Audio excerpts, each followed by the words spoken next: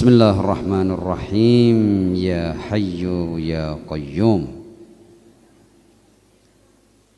Ya Hayyu Ya Qayyum, birahmatika nastaghith fa'aghithna wa la takilna ila anfusina tarfata 'ainin abada wa aslih lana sya'nana kullah. Alhamdulillahi rabbil alamin, bari'il khalaiqi ajma'in, wassalatu wassalamu ala ashrafi wa afdali anbiya'ihi wa rusulih, habibihi wa najibihi wa safiyihi wa khiratihi ala khalqih, al-mahmudil ahmad, al-abdil muayyad, al-mustafa al-amjad, abil qasimil mustafa Muhammad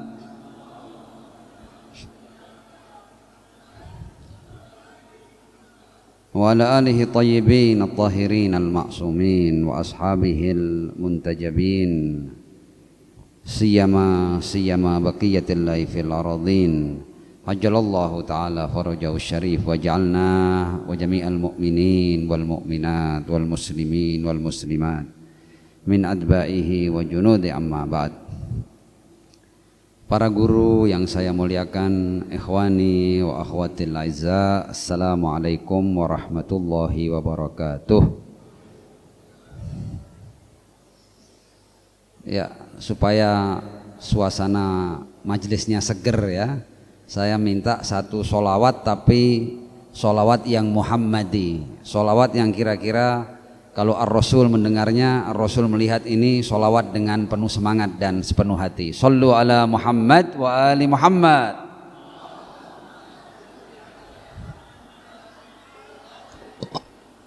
Muajjil farajahum.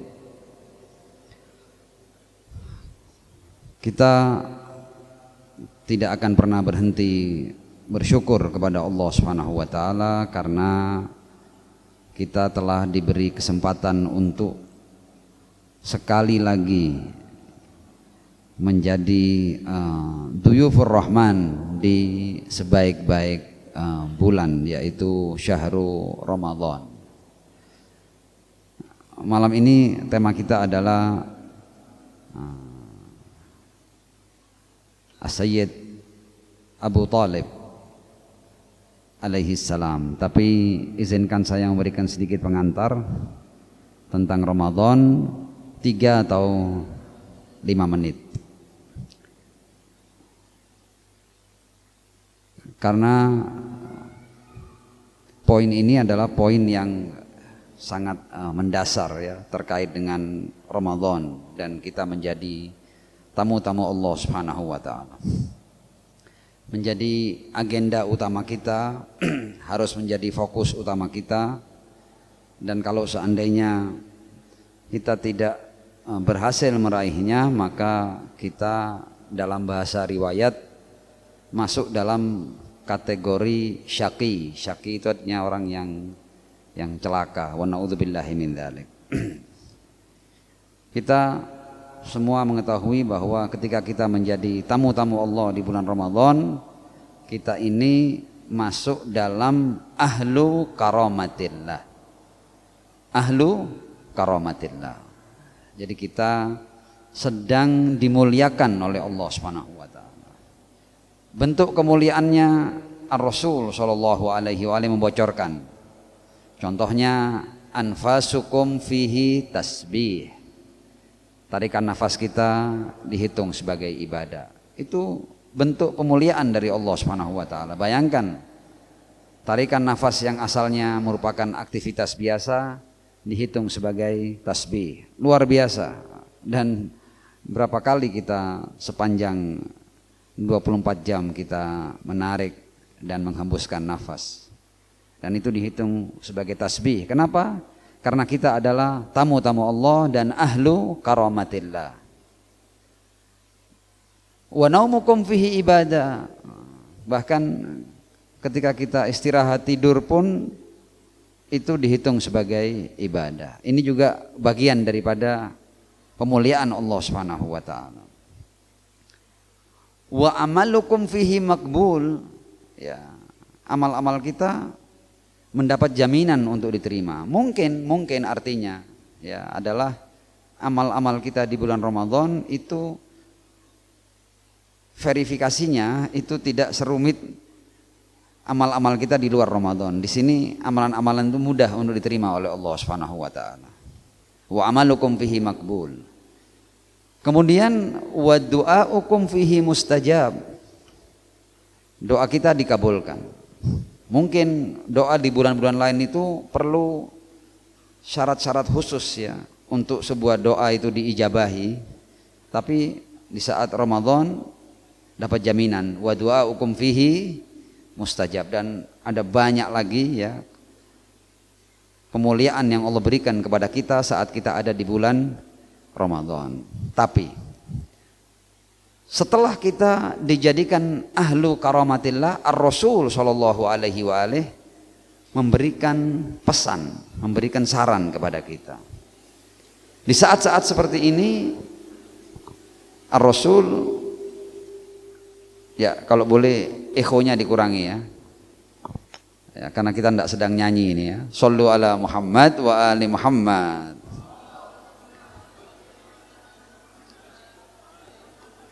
Wa'ajil farajahum. Nah, di saat-saat seperti ini kemudian Ar-Rasul memberikan kepada kita arahan.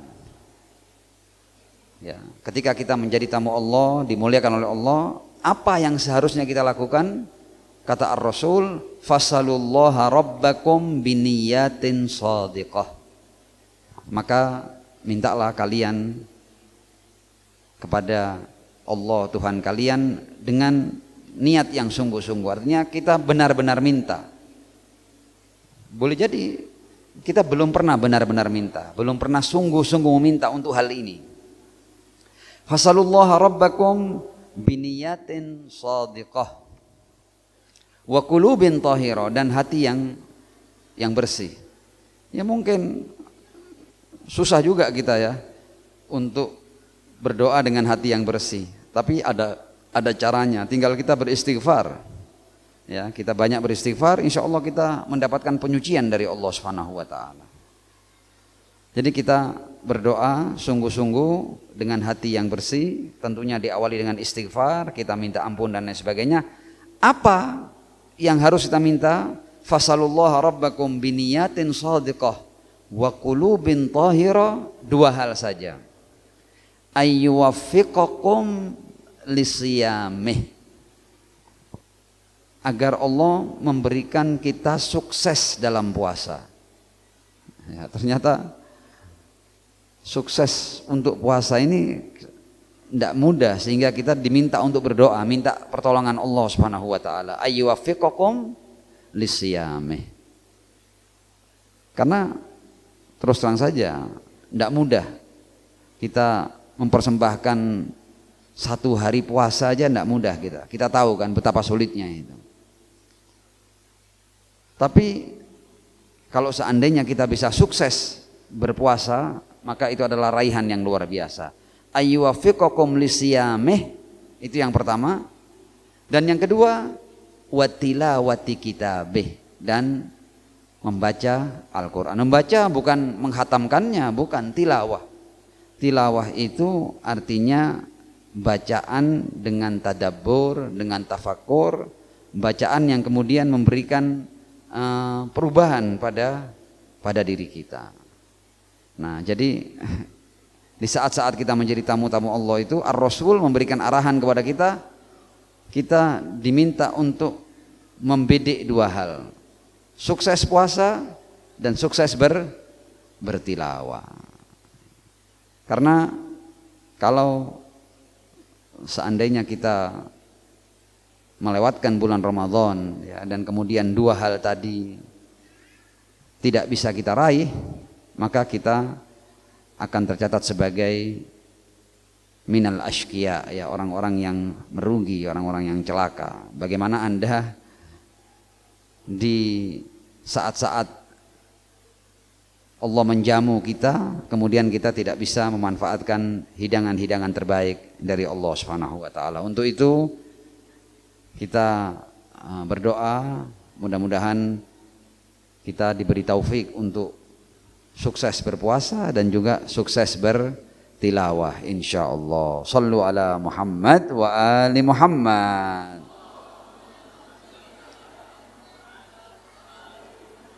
Wa'ajil farajahum. Adapun tentang Abu Thalib alaihi salam, memang figur ini adalah figur yang luar biasa ya. Salah satu penopang dan syarat sukses dari dakwah Ar-Rasul sallallahu alaihi wa alihi. Karena beliau itu adalah pelindung dan penolong Ar-Rasul sallallahu alaihi wa alihi. Di Al-Qur'an ada ayat yang berbunyi walladzina awaw wa nasaru ulaika humul mu'minuna haqqan. Ya, ketika Al-Qur'an hendak mendefinisikan siapa mukmin sejati itu, mukmin sejati adalah orang-orang yang memberikan perlindungan dan pertolongan. Membela, menolong, membantu. Nah, kita juga di zaman ini kita juga bisa meraih posisi ini, artinya di setiap zaman itu risalah Ar-Rasul sallallahu alaihi wa alihi perlu pada pembelaan, perlu pada dukungan, perlu pada bantuan, perlu pada pembelaan, perlu pada pertolongan. Dan kapan kita akan menjadi mukmin sejati?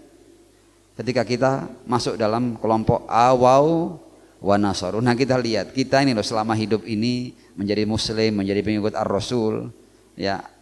Bantuan apa yang sudah kita berikan untuk Ar-Rasul sallallahu alaihi wa alihi? Pertolongan apa yang sudah kita persembahkan untuk Ar-Rasul sallallahu alaihi wa alihi? Karena itu adalah syarat untuk kita menjadi mukmin sejati.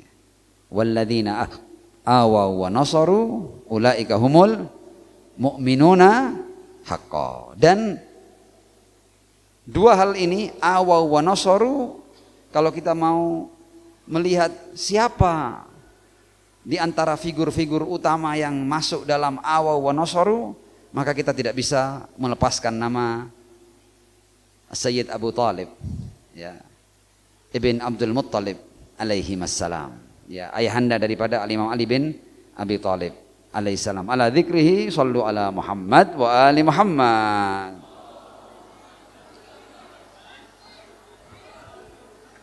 Wa'ajil farajahum. Abu Thalib nama aslinya adalah Imran, ya. Abu Thalib itu adalah kunyahnya, tapi nama dia adalah Imran. Kita semua tahu ayahnya adalah Abdul Muttalib. Beliau juga punya putra-putra yang luar biasa. Di antaranya adalah Maulal Muttaqin, Amirul Mukminin, Ali bin Abi Thalib alaihi salam. Seseorang yang menjadi padanan jiwa Ar-Rasul sallallahu alaihi wa alihi. Di antara putranya ada Ja'far At-Tayyar, ya.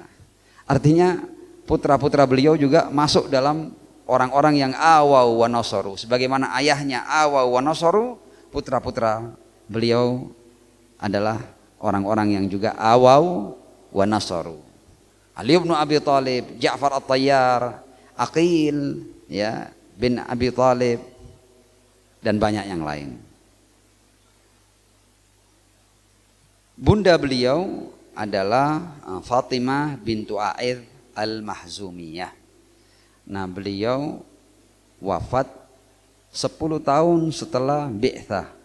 Jadi 10 tahun pasca diutusnya Ar-Rasul sallallahu alaihi wa alihi, Abu Thalib pergi meninggalkan dunia yang fana ini. Kita juga membaca dalam sejarah antara kematian Abu Thalib dan Sayyidah Khadijah itu tidak ada jeda yang panjang, di tahun yang sama, dan tahun itu oleh Ar-Rasul sallallahu alaihi wa alihi diberi nama Amul Huzn, ya, tahun kesedihan. Kenapa dinamakan tahun kesedihan? Karena Ar-Rasul kehilangan figur-figur yang awaw wa nasaru, salah satunya adalah Abu Thalib dan yang lain adalah Khadijah alaihassalam. Nah, Abu Thalib adalah figur yang madlum. Ya, kenapa madlum? Ya, kita lihat Ar-Rasul, keluarganya, para pendukungnya, hampir semua mereka adalah minal madlumin. Ya. pamannya mazlum, kakeknya mazlum, beliau sendiri mazlum, putrinya mazlum, menantunya mazlum. Di antara mazlumiyah Abu Thalib alaihi salam adalah, kita lihat ya, bayangkan orang yang punya segudang prestasi dalam sejarah dakwah Ar-Rasul sallallahu alaihi wa alihi, itu diberi tuduhan bahwa dia bukan mukmin, bahwa dia adalah kafir atau mata kafiron wa na'udzubillahi min dzalik. Ya, jadi ketika seseorang dituduh dia tidak beriman, apalagi tuduhan itu tuduhan yang dusta, yang fitnah, yang palsu, dan tuduhan ini bukan tuduhan yang sembarangan, tuduhan yang akhirnya meluas, yang bahkan menembus ruang dan waktu, bahwa Abu Thalib itu wafat tidak dalam keadaan beriman, itu bahkan mayoritas muslimin meyakininya. Allahu Akbar. Bagaimana seorang figur seperti Abu Thalib yang punya prestasi sedemikian besar, kemudian sampai sekarang di benak muslimin atau mayoritas mereka masih dianggap sebagai pribadi yang kafir. Mengapa dikafirkan? Mengapa Abu Thalib dikafirkan? Di antara, ada banyak sebab tentunya. Di antara sebab-sebab utama dikafirkannya Ali bin Abi Thalib alaihissalam adalah menyasar dakwah Ar-Rasul sallallahu alaihi wa alihi. Jadi Ar-Rasul ini harus jadi Islam, nabinya, Tuhannya, ya. Artinya risalah Islam, Rasulnya, ya. Para pelanjutnya ini harus disasar, harus direndahkan, harus diremehkan, harus dihabisi kemuliaan dan keagungannya. Kesuciannya harus dikikis habis. Kenapa? Artinya tuduhan bahwa ayah Ali bin Abi Thalib itu kafir juga dialami oleh Ar-Rasul sallallahu alaihi wa alihi, ya.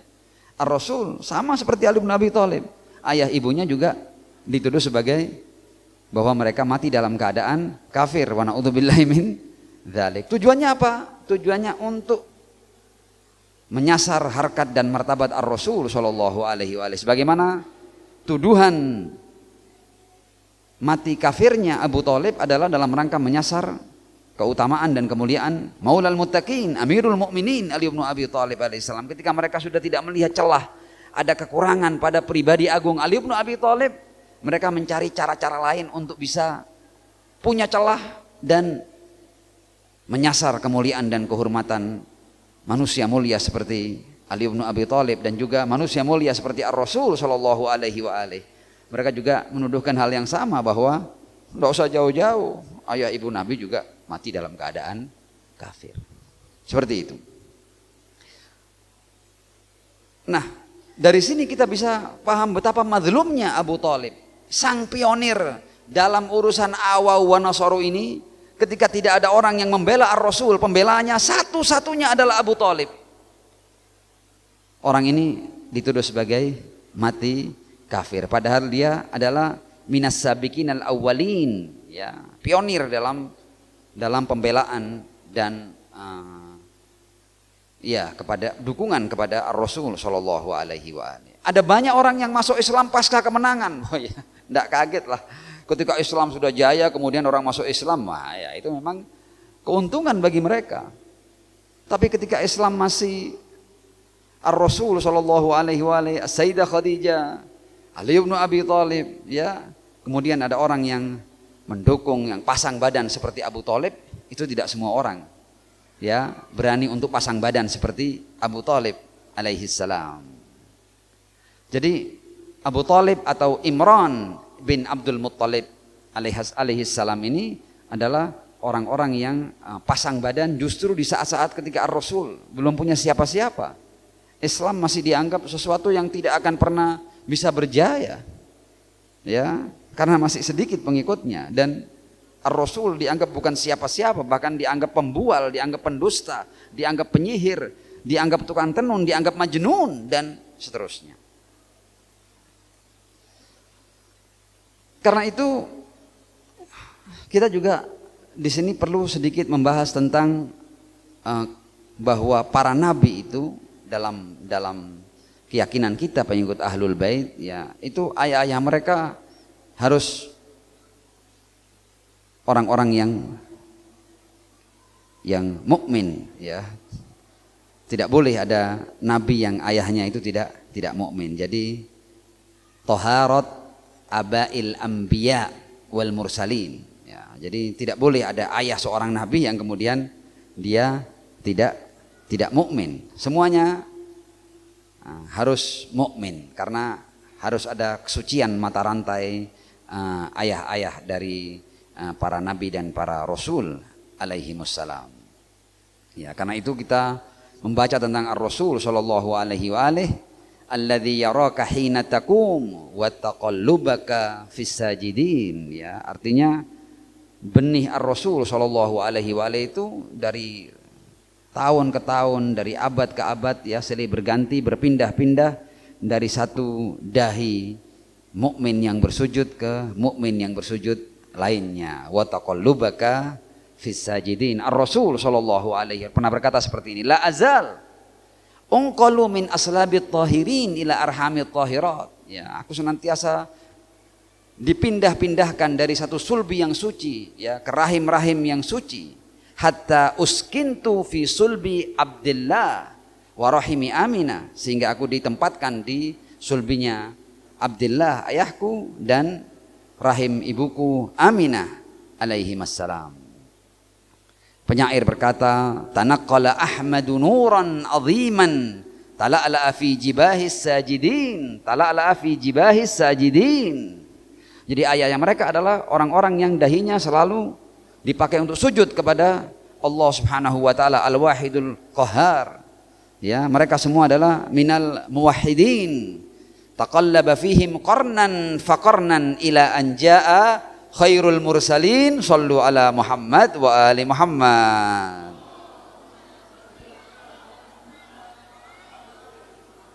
Wa ajil farajam. Nah, orang-orang yang ingin mendiskreditkan para nabi, kadang-kadang mereka berdalih dengan pribadi Azar.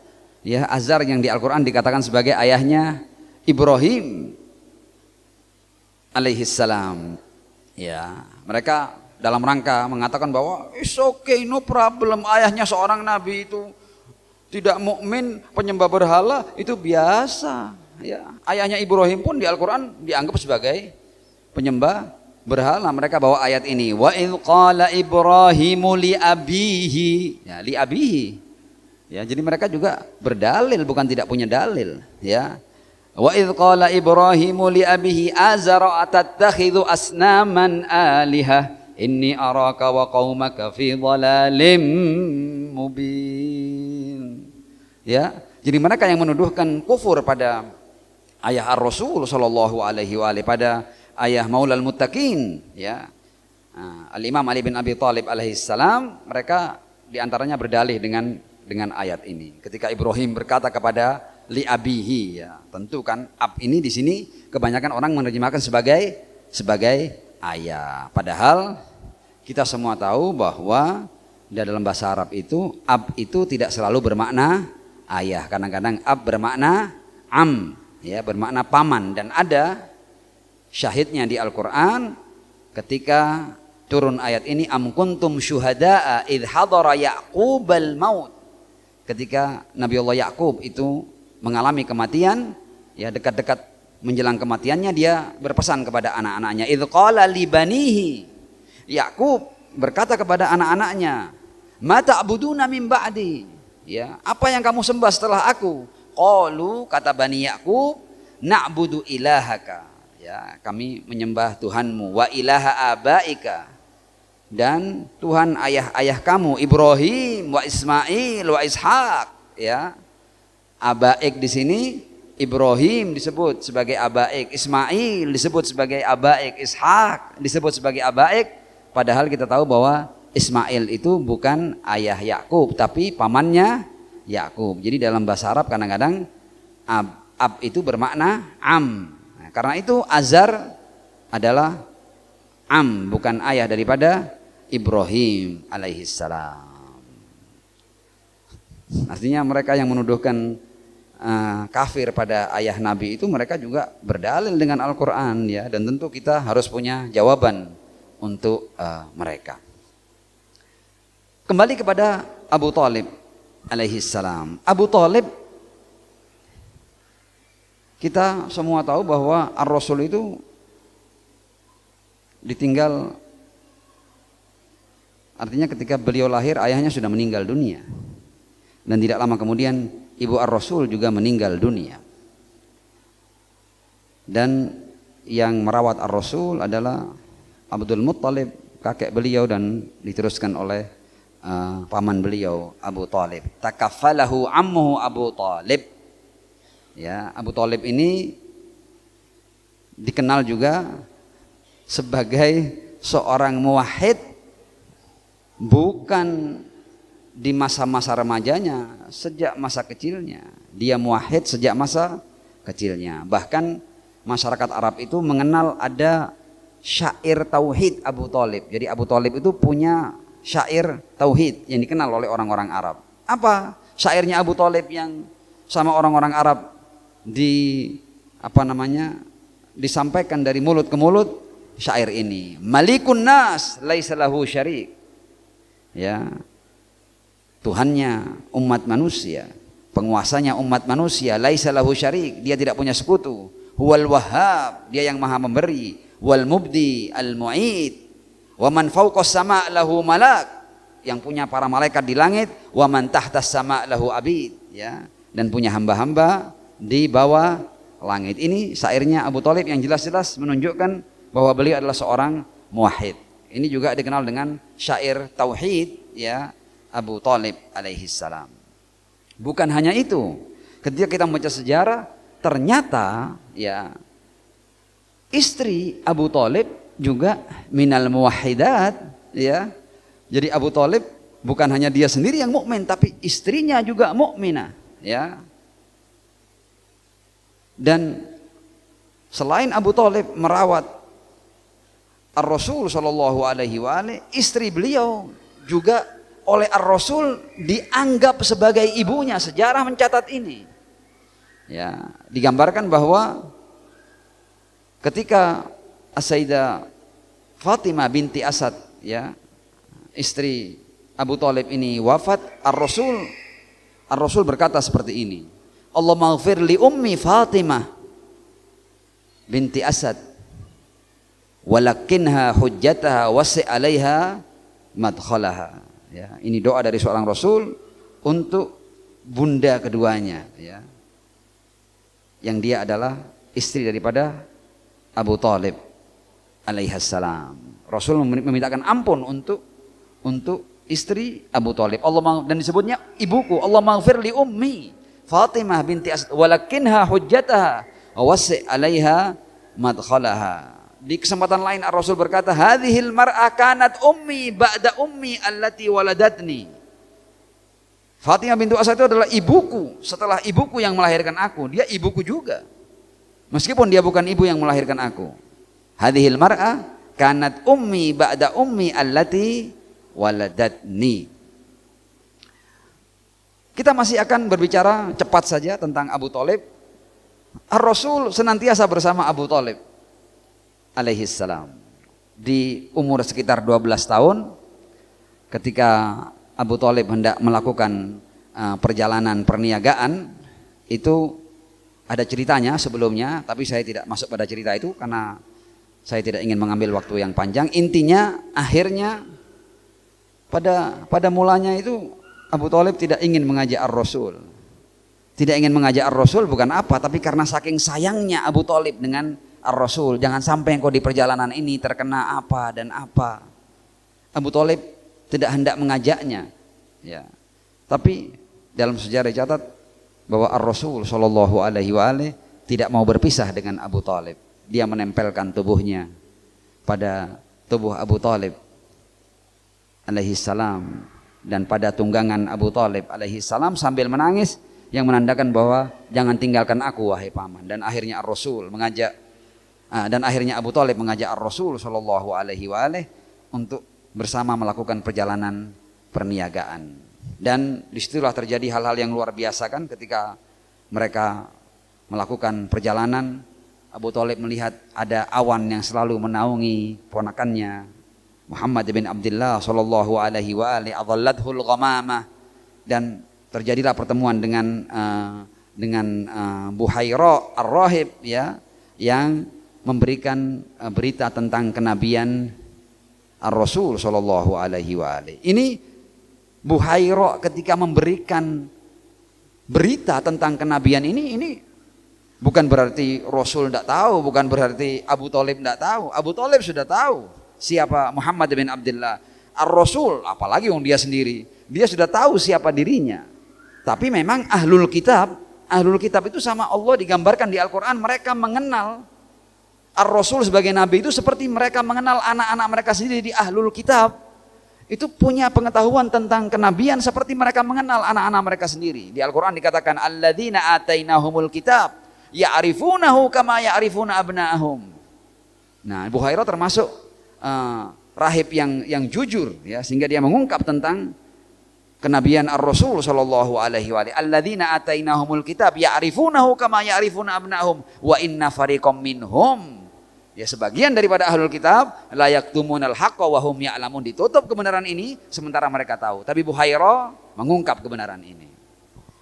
Ya, jadi kita tidak usah kaget bahwa ada pendeta yang tahu. Loh, iya, semua pendeta tahu, semua rahib tahu tentang kenabian Ar-Rasul sallallahu alaihi wa alihi. Karena Al-Qur'an mengatakan ya'rifunahu kama ya'rifuna abna'ahum. Sedemikian jelasnya kenabian Muhammad bin Abdullah bagi ahlul kitab pada saat itu. Dan ketika itu kemudian Abu Thalib memberikan pernyataan seperti ini, ya, setelah ada pernyataan dari rahib Buhaira, inna ibna aminan nabi Muhammadan indi yafuku manazilal aulad, ya, putra Aminah Nabi Muhammad ini di sisiku itu lebih aku cintai daripada anak-anakku sendiri. Yafuku manazilal aulad. Karenanya kita lihat perilaku Abu Thalib itu, selain dia mempersembahkan jiwanya untuk Ar-Rasul, dia juga mempersembahkan jiwa putra-putranya untuk Ar-Rasul sallallahu alaihi wa alihi. Dalam sejarah juga ada cerita menarik lainnya, yaitu ketika pernikahan Ar-Rasul dengan As-Sayyidah Khadijah alaihassalam. Ternyata yang melakukan khidbah itu adalah Abu Thalib, ya, paman Ar-Rasul sallallahu alaihi wa alihi. Dialah yang khidbah kepada keluarga Khadijah alaihassalam. Dan kita lihat khutbah dalam khidbahnya ini menunjukkan bahwa dia adalah orang yang beriman, ya. Dalam riwayat dicatat seperti ini, ya, khutbah Abu Thalib dalam proses khidbah Sayyidah Khadijah untuk ponakannya Muhammad bin Abdullah. Alhamdulillahilladzi ja'alana min dzurriyyati Ibrahim wa zar'i Ismail wa ja'alna baladan haraman wa baitan mahjuban wa ja'alana al-hukam 'alan nas, ya, menjadikan kami sebagai pemimpin untuk umat manusia. Thumma inna Muhammad ibn Abdullah akhi man la yuwazin bihi fata min Quraisy illa rajaha alaihi birran wa fadlan wa hazman wa aklan wa ra'yan wa nablan. Ya, tidak ada pemuda dari Quraisy yang bisa menandingi Muhammad bin Abdullah, ya, dalam hal kebaikannya, keutamaannya, tekadnya, keberaniannya, akalnya, ya, dan perangai-perangai mulianya. Ya, jadi Abu Thalib ketika mengkhidbah As-Sayyidah Khadijah, dia memberikan pujian yang seperti ini terhadap ponakannya Muhammad bin Abdullah, ya. Thumma inna Muhammad ibn Abdullah akhi man la yuwazin bi fatan min Quraisy illa rajaha alaihi birran wa fadlan wa hazman wa aklan wa ra'yan wa nablan. Artinya yang minta Khadijah ini bukan sembarang pemuda yang tidak ada satupun pemuda yang mampu menandinginya dalam hal kemuliaan-kemuliaan tadi. Wa in kana fil mali qallun, ya, qillun, ya. Walaupun kalau dilihat dari segi harta mungkin dia tidak punya harta yang banyak, ya. Fa innamal mal dhillun zail wa ariyah mustarja'ah, ya. Tapi orang itu tidak diukur dengan hartanya. Harta itu adalah seperti bayang-bayang yang akan lewat, ya. Kan bayang-bayang kan lewat kan. Kalau kita melihat bayang-bayang sebentar, matahari tenggelam, bayang-bayangnya hilang. Ya, dhillun zail wa ariya mustarja, sesuatu yang hanya dipinjamkan, yang akan diminta kembali. Walahu fi Khadijah binti Khuwailid raghbah. Ya, dan dia ada hati untuk Sayyidah Khadijah. Walaha fihi mithlu dzalik, dan Sayyidah Khadijah juga punya hati untuk Muhammad bin Abdullah sallallahu alaihi wa alihi. Wama, ini yang luar biasa dari seorang Abu Thalib. Wama ahbabtum minas sadaq fa alayya. Ya, berapapun yang kalian mau dari mahar, tanggung jawabku, kata Abu Thalib alaihi salam. Wa ma ahbabtum minas sadaq fa alayya walahu wallah ba'du naba'un sya'i' wa khadbun jalil. Dan ketahuilah bahwa setelah ini akan ada hal-hal yang luar biasa yang terjadi pada orang ini, yaitu kenabian dan turunnya risalah pada Ar-Rasul sallallahu alaihi wa alihi. Shallu ala Muhammad wa ali Muhammad. Wa'ajil farajahum. Sejarah mencatat ada banyak peristiwa, tidak mungkin kita sebut semuanya dalam satu kesempatan ini. Berbagai pembelaan Abu Thalib kepada Ar-Rasul sallallahu alaihi wasallam. Di antaranya yang diriwayatkan oleh Ibnu Athir dalam kitab Nihayah, diceritakan bahwa suatu saat Ar-Rasul sallallahu alaihi wasallam hendak mengucapkan sesuatu. Tiba-tiba Abu Lahab masuk dan mencegah Ar-Rasul untuk berbicara, menghalang-halangi Ar-Rasul untuk berbicara. Di situ ada Abu Thalib. Faqala lahu Abu Thalib ridwanullahi alaihi uskut. Diam kamu, Abu Lahab. Thumma qala lin Nabi sallallahu alaihi wa alihi, qum ya sayyidi. Bangun engkau wahai tuanku. Padahal ponakannya ini. Qum ya sayyidi fatakallam bima tuhib. Silakan engkau berbicara apapun yang kau inginkan wahai Muhammad. Wa balligh risalata rabbik. Nah, ini juga ada banyak cerita pembelaan ini yang menunjukkan keimanan Abu Thalib alaihi salam. Wa balligh risalata rabbik fa innaka shadiq al-musaddiq atau as-shadiq al-musaddaq. Kalau kita baca al-musaddiq, dia kan musaddiqan lima baina yadayhi minat taurati wal injil.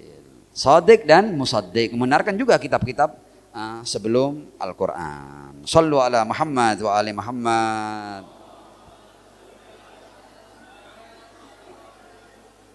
Di kesempatan lain Quraisy mengeluh tentang kiprah Muhammad bin Abdullah sallallahu alaihi wa alihi. Mereka melihat bahwa Muhammad ini membuat kekacauan di sekitar Ka'bah, ya, mendengarkan kepada masyarakat Mekah hal-hal yang luar biasa sehingga mereka tidak lagi hormat kepada berhala-berhala yang ada di sekitar Ka'bah. Mulai khawatir orang-orang Quraisy pada saat itu, dan mereka tidak punya sosok lain yang bisa dijadikan penghubung antara mereka dengan Ar-Rasul kecuali Abu Thalib, ya. Faraja Abu Thalib an-Nabi Muhammadan sallallahu alaihi wa alihi fa ajabahu sallallahu alaihi wa alihi. Jadi ketika orang-orang Quraisy ini menyampaikan keluhannya kepada Abu Thalib datang kepada Ar-Rasul dan menyampaikan keluhan masyarakat Quraisy. Kita lihat jawaban Ar-Rasul. Kata Ar-Rasul kepada Abu Thalib, "Wallah ma ana biqadir an arudda ma ba'athani bihi Rabbi." Aku tidak mungkin, ya, menolak. Aku tidak punya kuasa untuk menolak yang karena itu Allah mengutusku. An arudda ma ba'athani bihi Rabbi. Hal yang luar biasa ini. Walau ayyush ila ahaduhum min hadhihi syams naro. Meskipun di antara orang-orang Quraisy itu ada orang yang bisa menyalakan api langsung dari matahari. Seandainya ada orang sakti dari orang-orang Quraisy itu yang menunjukkan kesaktiannya padaku, bisa menyalakan api langsung dari matahari, aku tetap tidak akan berhenti. Aku tetap akan menyampaikan apa yang menjadi tugasku dari Allah Subhanahu wa ta'ala. Nah, ketegasan dan tekad yang seperti ini dari seorang Ar-Rasul sallallahu alaihi wa alihi ini dijadikan bahan oleh Abu Thalib bahwa ponakanku ini dia benar-benar yakin atas risalah yang dibawanya. Dan kemudian beliau berkata, wallah ma kadhiba qattu. Ya. Demi Allah, ini ponakanku ini tidak pernah berdusta walau sekali. Farji'u rasyidin, ya, diminta mereka untuk pulang, ya. Peristiwa lain, ketika masyarakat Quraisy semakin gerah dengan kiprah Ar-Rasul sallallahu alaihi wa alihi, dan datang lagi ke Abu Thalib. Abu Thalib, bagaimana ini ponakanmu tidak berhenti merendahkan Tuhan-Tuhan kami, ya, Tuhan-Tuhan yang dari batu dan kayu itu. Mereka kali ini sedikit mengancam bahwa ya Abu Thalib, ya Abu Thalib, kalau kamu tidak menghentikan dia, yes, kita akhirnya perang sudah, fal harb. Kalau gitu kita perang. Lagi-lagi Abu Thalib mendatangi ponakannya Muhammad bin Abdullah sallallahu alaihi wa alihi, bahwa masyarakat Quraisy sudah sampai pada titik yang seperti ini, engkau berhenti atau mereka akan memerangi kita. Ya am, jawaban Ar-Rasul sallallahu alaihi wa alihi, wallahu la wada'u syamsa fi yamini.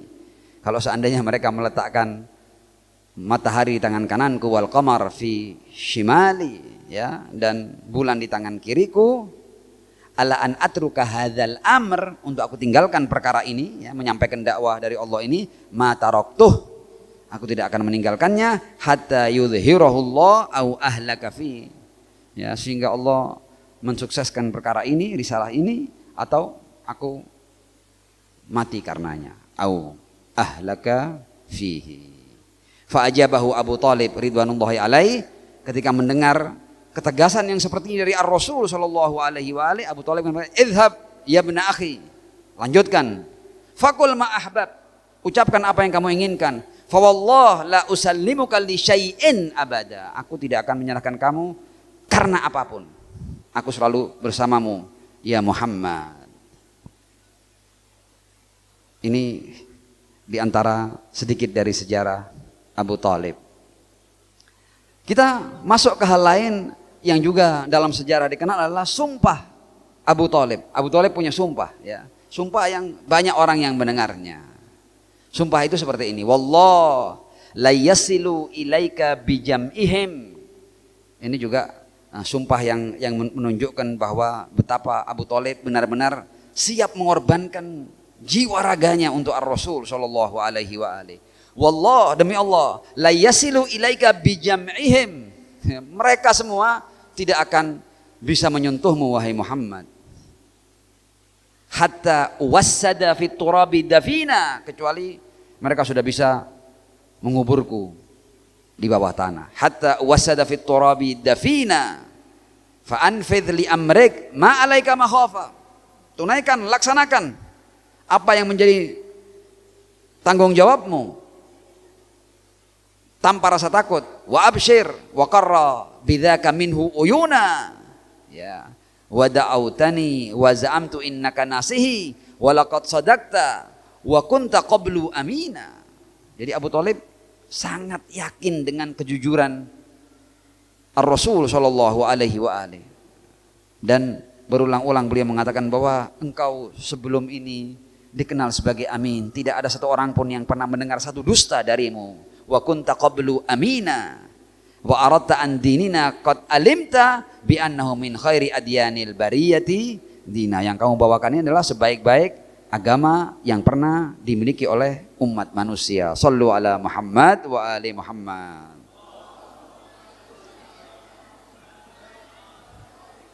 Wa ajil farajahum. Itu adalah sumpah Abu Thalib.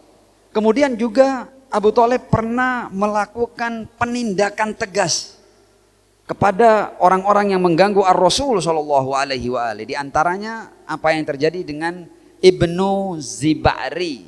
Ya, ini saya tidak tahu dalam bahasa Arab ini Zabari atau Zibari atau apa. Ala kulli hal, ya. Ceritanya seperti ini. Ketika Ar-Rasul sedang bermunajat dan melaksanakan sholat, datang salah seorang musyrik bernama Abdullah bin Az-Zabari ini atau Az-Zibari ini, dan lemparkan kotoran, ya, kotoran dari perut hewan dalam rangka mengganggu Ar-Rasul sallallahu alaihi wa alihi. Dan kejadian itu diketahui oleh Abu Thalib. Wa jaa ila ahli Quraisy alladzina hawalul firar minal majlis. Begitu Abu Thalib melihat kejadian itu, orang-orang yang melakukan gangguan kepada Ar-Rasul ini semuanya tunggang langgang mau lari. Kita lihat ini bagaimana kesigapan Abu Thalib alaihi salam. Ketika mereka berusaha lari, ya, lakinnahu sammarahum biqaulih, sama Abu Thalib mereka dipaku. Dipaku ternyata tidak berani melangkah. Jadi cukup dengan ucapan Abu Thalib sammarahum. Ya, seakan dipaku dan mereka tidak berani meninggalkan tempat. Karena kepergok oleh Abu Thalib. Dipaku dengan apa? Dengan kalimat ini. Wallah la in qama rajulun jallaltuhu bisayfi. Kalau seandainya ada yang beranjak, ada yang berani meninggalkan tempat, aku akan habisi dengan pedangku. Semuanya terdiam, menanti kira-kira Abu Thalib mau berbuat apa. Abu Thalib kemudian menoleh kepada ponakannya Muhammad bin Abdullah sallallahu alaihi wa alihi, ya bunayya, manil fa'il bika hadza, siapa yang menuangi kotoran atasmu ini? Kemudian Ar-Rasul sallallahu alaihi wa alihi menunjuk kepada pelakunya, Ibn Az-Ziba'ri tadi itu, ya, dan kemudian Az-Ziba'ri tadi itu dipukul oleh Abu Thalib, dan kemudian oleh Abu Thalib kotoran yang dituangkan ke Ar-Rasul dioles-oleskan ke wajah, ya, ke janggut dan ke baju si pelaku tadi ini. Tsumma qala li Muhammad sallallahu alaihi wa alihi, kemudian Abu Thalib berkata kepada Ar-Rasul, ya ibn akhi, aradita sa'altu man anta, ya, apakah engkau rela aku bertanya kepadamu tentang siapa engkau, dan biarkan aku yang menjawab siapa engkau agar orang-orang ini tahu. Anta Muhammad bin Abdullah ibnu Abdul Muttalib, anta wallah ashrafuhum hasaban wa arfa'uhum mansaba. Ya, Abu Thalib mengatakan bahwa dia adalah Muhammad bin Abdullah, putra Abdul Muttalib, dan kamu wahai Muhammad demi Allah yang paling mulia secara hasab dan paling tinggi secara kedudukan. Wa arfa'uhum mansaba. Ini diucapkan kepada orang-orang yang mengganggu Ar-Rasul setelah Abu Thalib menghukum pelaku penuang kotoran kepada Ar-Rasul sallallahu alaihi wa alihi. Shallu ala Muhammad wa ali Muhammad.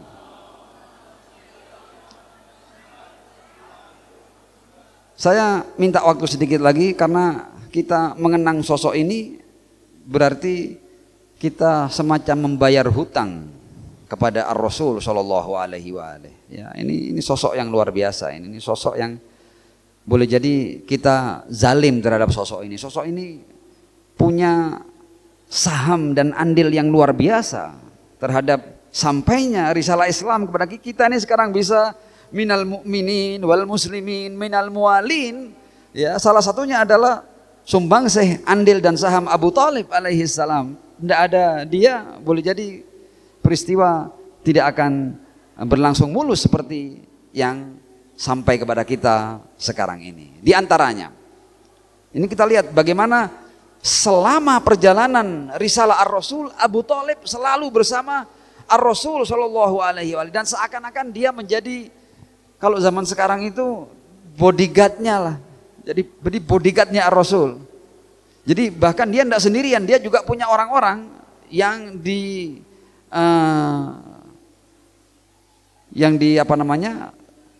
yang diatur oleh beliau alaihi salam untuk menjaga Ar-Rasul sallallahu alaihi wa alihi.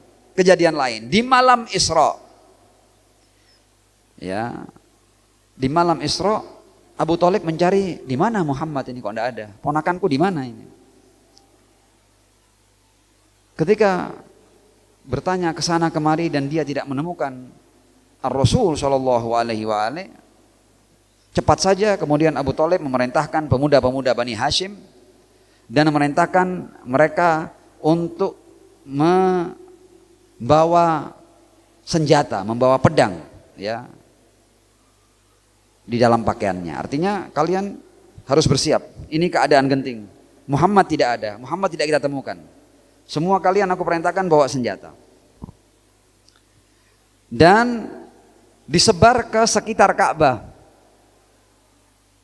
Diminta untuk masing-masing mendekati tokoh-tokoh musyrik pada saat itu untuk mencari berita apa yang terjadi, adakah hal buruk yang terjadi tentang Ar-Rasul Shallallahu Alaihi Wasallam, ya, dan mereka diminta untuk siap menghunuskan pedang itu kepada pemuka-pemuka Quraisy yang selama ini memang mengincar jiwa Ar-Rasul Shallallahu Alaihi Wasallam.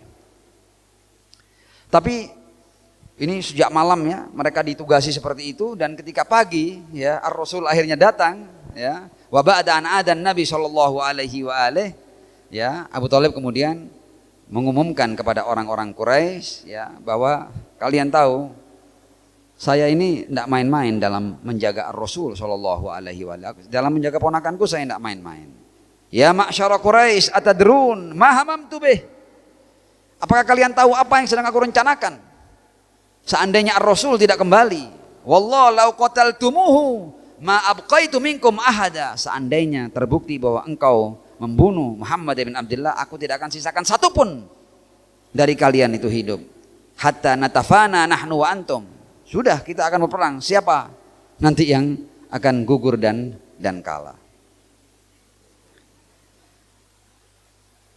Beginilah perlindungan, dukungan dan sokongan Abu Thalib kepada Ar-Rasul Shallallahu Alaihi Wasallam. Dan sampailah waktu di mana Ar-Rasul Shallallahu Alaihi Wasallam akhirnya berduka atas apa yang menimpa Abu Thalib alaihi salam. Diceritakan bahwa selama Abu Thalib ada, itu tidak ada orang yang berani menyentuh Ar-Rasul Shallallahu Alaihi Wasallam. Tapi ini kita lihat, ya, ini peran Abu Thalib ini supaya kita paham betapa luar biasanya peran seorang Abu Thalib. Begitu dia wafat, apa yang terjadi? Begitu akhirnya Abu Thalib itu wafat, datang wahyu dari Allah Subhanahu wa taala. Jibril, ya, berkata kepada Ar-Rasul Shallallahu Alaihi Wasallam, Innallaha azza wa jal yukri'ukas salam. Allah menyampaikan salam padamu ya Muhammad. Wa yaqulu lak, dan berkata padamu, ukhruj an Makkah, segera keluarlah engkau dari kota Makkah. Jadi hijrah itu, ya, wafatnya Abu Thalib tahun 10 ba'dal bi'tsah, dan hijrah itu dilakukan oleh Ar-Rasul karena sudah tidak ada Abu Thalib, tidak ada yang melindungi Ar-Rasul sallallahu alaihi wasallam. Wa yaqulu lak ukhruj an Makkah faqad mata nasiruka. Telah wafat penolongmu. Fa kharaja sallallahu alaihi wa mustahfiyan bi khurujih. Bahkan keluarnya dalam keadaan sembunyi-sembunyi. Dan Abu Thalib dalam meloloskan Ar-Rasul sallallahu alaihi wa alihi, ya, itu jauh-jauh sebelum dia meninggal dia sudah berpesan. Dia berpesan kepada Ali putranya, kepada Ja'far putranya, kepada Hamzah, kepada Abbas, ya, untuk melindungi Ar-Rasul sallallahu alaihi wasallam. Dan terbukti pesan itu dilaksanakan oleh putra beliau Ali bin Abi Thalib ketika akhirnya Ali bin Abi Thalib tidur di tempat tidur Ar-Rasul sallallahu alaihi wasallam dalam rangka meloloskan Ar-Rasul untuk keluar dari kota Makkah. Wa bata amirun badalan minhu ala firasyih muwaqqiyan lahu bi nafsihi wasalikan bidzalika min haja abi. Yang dilakukan ini adalah pekerjaan ayahnya. Pekerjaan utama ayahku adalah melindungi Ar-Rasul sallallahu alaihi wasallam. Aku teruskan apa yang menjadi profesi ayahku, kata Ali bin Abi Thalib alaihi salam. Wasalikan bidzalika min haja abihi ridwanullah alaihi fi wilayatihi wa nusratihi wa badlin nafs, ya, dan mempersembahkan jiwa raga untuk melindungi Ar-Rasul sallallahu alaihi wa alihi. Ini kita sudah di bagian-bagian akhir, ya. Shallu ala Muhammad wa ali Muhammad.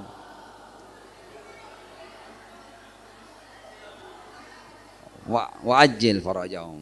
Adalah kita akan mendengar bagaimana doa Ar-Rasul sallallahu alaihi wa alihi untuk Abu Thalib kala beliau wafat.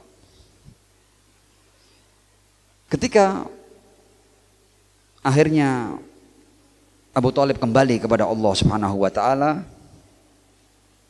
Amirul Mukminin Ali bin Abi Thalib alaihissalam datang dengan berita kematian ayahnya kepada Ar-Rasul sallallahu alaihi wa alihi. Fa'adzanahu bimautih. Fatawajja'a lidzalika an-nabi sallallahu alaihi wa alihi. Imam Ali melihat betapa sedihnya, betapa terpukulnya, betapa menderitanya Ar-Rasul sallallahu alaihi wa alihi atas berita yang disampaikan ini. Kemudian Ar-Rasul berkata kepada Ali bin Abi Thalib, "Imdi ya Ali." Pergi engkau wahai Ali, fatawalla ghuslahu wa takfinahu wa tahnitah. Mandikan ayahmu, kafani ia.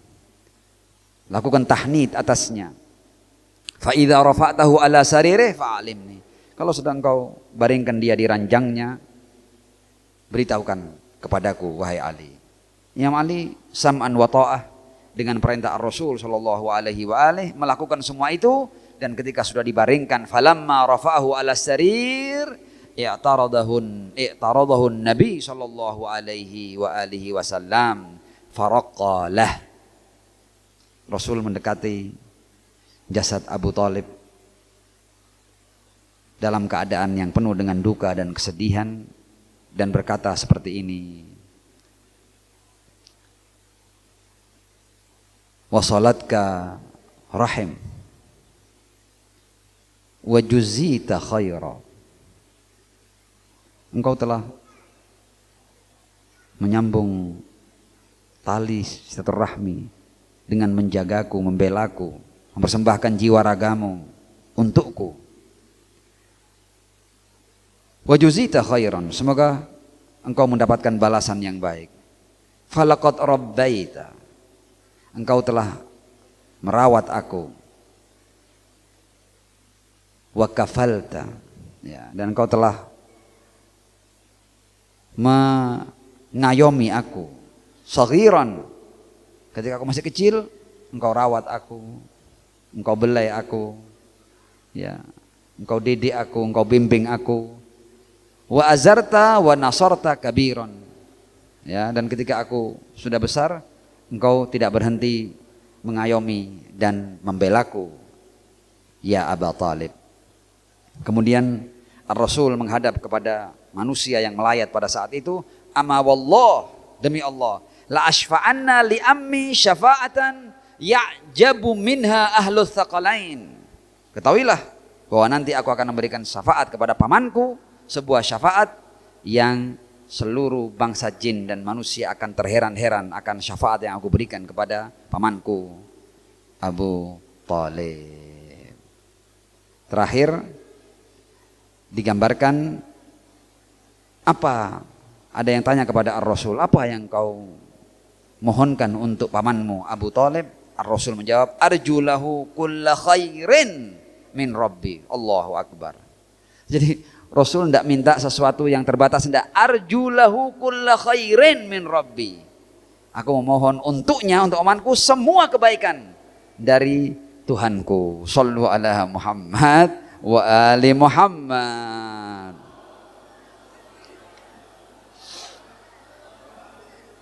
Wa ajil farajahum. Dengan kita mengenang pahlawan, pendekar, sosok mulia